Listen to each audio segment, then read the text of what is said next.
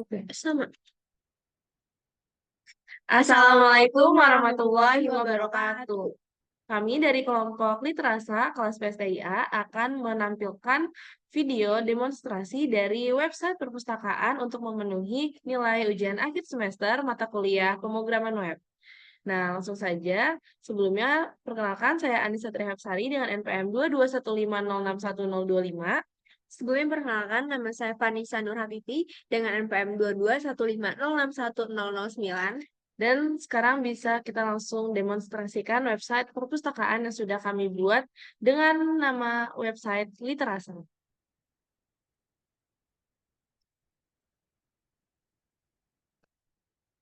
Nah, baik, jadi ini merupakan tampilan awal yaitu laman registrasi yang sudah kita buat. Di sini terdapat upload foto, nama lengkap, username, dan juga password serta konfirmasi passwordnya.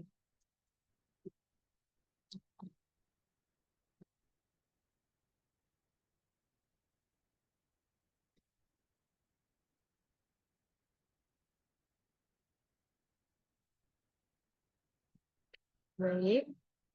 Setelah kita sudah mengisi semua data yang dibutuhkan, seperti nama lengkap, username, password, dan juga konfirmasi password, kita bisa langsung saja pencet button buat akun agar proses buat akunnya dapat langsung dilaksanakan.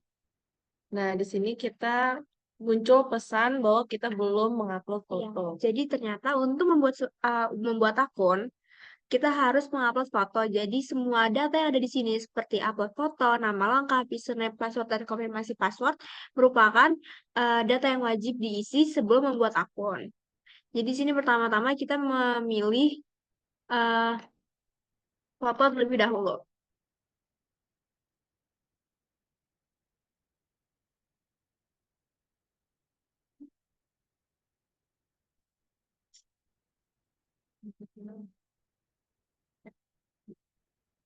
Nah, baik setelah memilih foto, kita langsung aja masukkan nama lengkapnya. Di sini karena kami berdua, maka kita menggunakan nama lengkap kami berdua. Username-nya short name dari nama Anissa dan Vanessa. Dan juga jangan lupa mengisi password dan konfirmasi passwordnya. Ketika semua data sudah diisi, langsung saja pencet button buat akun untuk melanjutkan proses pembuatan akun. Nah, apabila data yang di situ valid atau benar, nah, maka akan menampilkan hasil output yaitu localhost menyatakan akun berhasil dibuat, silakan login. Nah, ketika sudah melakukan kegiatan pendaftaran akun, langsung saja melakukan kegiatan login yang dimana tadi pada pendaftaran dibutuhkan username serta password. Sedangkan kalau misalnya untuk login hanya membutuhkan username serta password saja. Nah, selanjutnya, halaman yang pertama muncul merupakan halaman dashboard, di mana di sini terdapat em, paragraf sapaan untuk penggunanya nanti. Kemudian di sini kita pada dashboard menyediakan Books of the Week, di mana di sini kita menampilkan data-data buku yang terdapat di website kami. Di sini terdapat nomor, judul, pengarang, penerbit, ISBN, dan jumlah buku. Selanjutnya, di sini juga terdapat fitur search, yang dimana kita bisa mencari judul buku yang ingin kita baca atau pinjam. Nah, seperti itu. Nah, selanjutnya di sini juga kita menyediakan aksi berupa ubah dan juga delete buku. Kita bisa mengubah data buku yang sudah kita daftarkan sebelumnya. Seperti itu.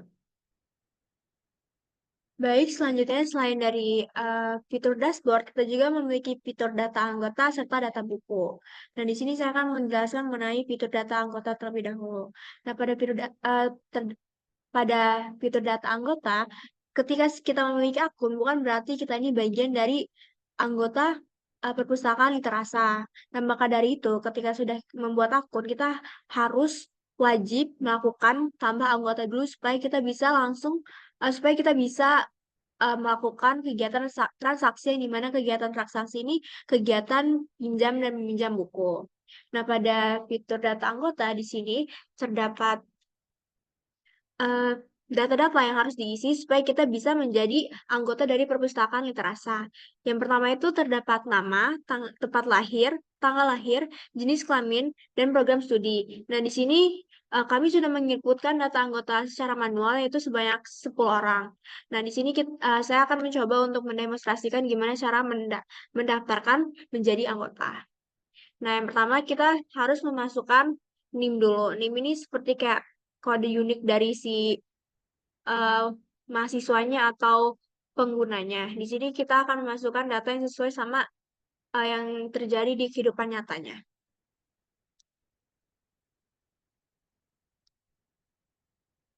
Nah, ketika kita sudah memasukkan data NIM, nah di sini pada fitur tambah data anggota itu membutuhkan yang namanya data nama. Di sini saya akan memasukkan data yang sesuai juga.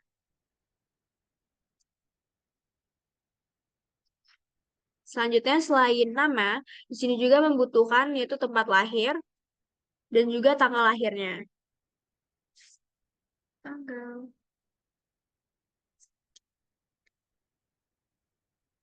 Hmm. Dan selain tanggal lahir, di sini juga membutuhkan data yaitu jenis kelamin serta prodinya. Pada prodi, kita hanya menyediakan 3 jenis prodi karena perpustakaan literasa itu bergerak pada jurusan teknik, di mana pada jurusan teknik ini hanya memiliki 3 program studi saja, yaitu teknik informatika, teknik manajemen, dan juga sistem operasi. Nah, ketika semua data sudah terisi, langsung saja pencet button tambah data agar proses pendaftaran data biar bisa langsung diproses. Nah, ketika semua data itu bersifat valid yang dimana tidak terdapat kesalahan data, di sini akan menampilkan tampilan localhost menyatakan data berhasil ditambahkan. Nah, baik, di sini bisa dapat dilihat Vanessa nih, yang data yang baru terakhir kali kita tambahkan, ini sudah masuk ke daftar data anggotanya.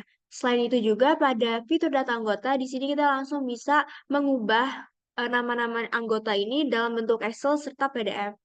Nah, ini kalau misalnya dalam bentuk Excel, bisa langsung di-download dan akan menjadi filenya itu XLS. Sedangkan kalau misalnya untuk export ke PDF, dia akan langsung mengekspor si list anggota ini menjadi PDF.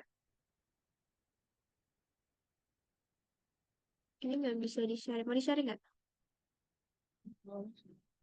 Terus, Harus harus screen kalau itu. ya udah masuk. Baik, selanjutnya akan dijelaskan oleh Anissa yaitu fitur data buku. Oke, jadi sekarang kita akan melakukan modifikasi fitur data buku, di mana sebelumnya kita sudah menginputkan 9 data buku beserta judul, pengarang, penerbit, ISBN, dan jumlah buku yang tersedia di website perpustakaan ini. Nah, langsung saja kita coba untuk menambahkan buku. Sini judul buku misalnya belajar coding. Ini perumpamaannya. Hmm, hmm. Nah, kemudian untuk tahun terbit itu kita membatasi sampai di tahun 1995. Lalu untuk ISBN,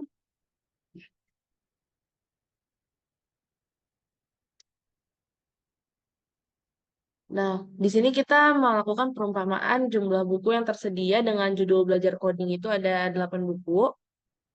Lalu di sini kita ada pilihan pilih rak. Jadi ini kita simulasinya untuk perpustakaan offline di mana bukunya tuh tersusun di suatu rak.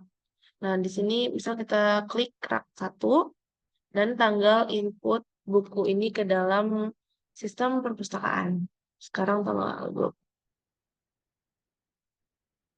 Lalu, jika semua data sudah terisi dan sudah dapat dipastikan benar, kita bisa langsung menambahkan data dengan klik button tambah data dan muncul pesan data berhasil ditambahkan. Nah, kemudian selain fitur tambah buku, pada halaman data buku ini kita juga sama bisa mencari anggota. Di sini misal kita mencari mencari judul bukunya itu nanti akan muncul. Kemudian untuk ada aksi ubah, di sini bisa kita bebas ubah modifikasi. Selain itu juga ada hapus. Ini, ya, data berhasil dihapus.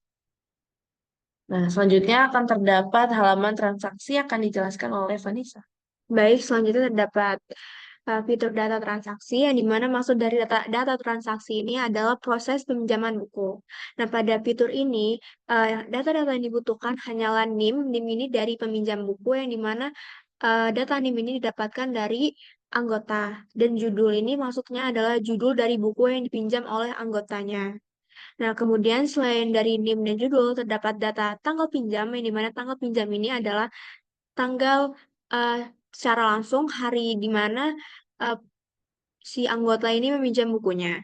Nah, tanggal kembali ini adalah tanggal yang dimana si peminjam ini harus mengembalikan buku. Jadi, ketika kita melakukan transaksi buku, yaitu transaksi peminjaman, peminjamannya itu hanya bisa selama 7 hari maksimal. Nah, apabila kita ingin memperpanjang, kita harus memencet atau mengonfirmasi button perpanjang. Sedangkan kalau misalnya kita tidak mengonfirmasi kita akan melakukan perpanjangan, akan terdapat denda. Selanjutnya, selain dari perpanjang, aksinya juga adalah mengembalikan buku. Jadi, selain kita bisa meminjam buku, kita harus mengembalikan buku itu. Nah, ketika kita sudah selesai meminjam, bisa langsung melakukan aksi yaitu mengembalikan buku. Nah, selain itu juga sama seperti pada fitur data buku dan data anggota, terdapat search, di mana search ini berfungsi untuk mencari atau quick search data yang ingin kita cari. Misalnya data itu terlalu banyak dan kita hanya ingin menemukan satu data secara spesifik. Jadi kita bisa aja langsung mencari kata kuncinya, misalnya menggunakan kata kunci NIM ataupun judul. Nah, selanjutnya di sini saya akan langsung mendemonstrasikan gimana caranya untuk melakukan transaksi peminjaman buku. Nah, di sini terdapat data yang harus kita isi yaitu buku, nama, tanggal pinjam, dan tanggal kembali. Nah, di sini bukunya sudah disediakan berdasarkan sesuai dengan buku yang sudah ditambahkan yang ada pada perpustakaan Literasa. Nah, misalnya di sini kita ingin meminjam buku Matahari. Nah, di sini kita langsung saja memilih kita ini siapa dengan pilih anggota yang sudah ada pada eh, fitur si data anggotanya. Misalnya di sini si Habib Pandey ingin meminjam buku dengan judul buku Matahari. Nah, ini di sini tanggalnya tuh otomatis tanggal hari ini. Makanya jadi cara kerja waktu tanggal pinjam dan tanggal kembalian ini sangat otomatis yang dimana kita tuh tidak bisa melakukan kecurangan dengan cara menginput manual. Nah, di sini kalau misalnya data sudah diisi dengan benar, langsung saja melakukan penambahan data. Kalau misalnya datanya sudah valid, maka akan menampilkan tampilan localhost menyatakan data transaksi berhasil ditambahkan. Nah, di sini bisa dilihat ketika kita sudah menambahkan transaksi peminjaman, eh, langsung masuk ke data transaksi listnya. Nah, jadi tanggal kembali juga itu diatur 7 hari setelah tanggal peminjaman. Nah, fitur terakhir yang kami sediakan yaitu fitur logout yang berada di pojok kanan atas. Nah, di sini kita bisa langsung klik button logout dan kita akan kembali ke halaman login. Namun, jika web pada perangkat yang sama ini akan digunakan oleh teman kita yang belum memiliki akun juga bisa langsung saja klik Need an account, sign up. Nah, maka akan masuk ke laman registrasi. Oke, baiklah, cukup sekian demonstrasi sistem perpustakaan yang dapat kami sampaikan. Jika terdapat kesalahan, kami memohon maaf. Saya Anissa dan Saya Vanessa. pamit undur diri. Wassalamualaikum warahmatullahi wabarakatuh. Terima kasih.